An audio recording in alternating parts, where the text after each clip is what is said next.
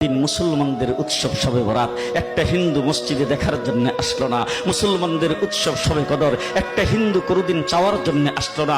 মুসলমানদের উৎসব রমজান মাসের রোজা একটা হিন্দু কোনোদিন তোমার সাথে সমাজ করার জন্য রাখলো না।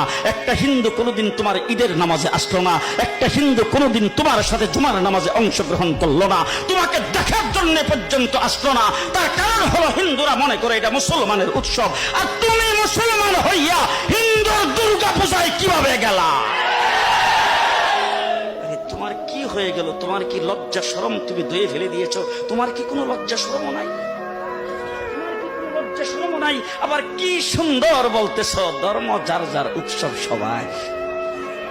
হাই হাই হাই, ও মুসলমান যুবকেরা ভালো করে শোনো, ধর্ম যার যার উৎসব সবার, তাইলে বিয়া যার যার বউ তো সবার।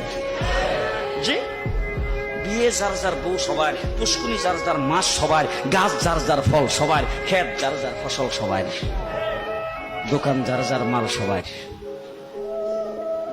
এখন ঘুমাইছে কি কথা বলেন না কেন? তাহলে আমার দোকানের মাল যদি আমার হয়, আমার ক্ষেতের ফসল যদি আমার হয়, আমার গাছের ফল যদি আমার হয়, আমার গাছের নারিকেল যদি আমার হয়, আমি বিয়ে করলে বউ যদি আমার হয়, মুসলমান আমার পুষ্কুনির মাছ যদি আমার হয়, তাইলে ধর্ম যার উৎসব তার।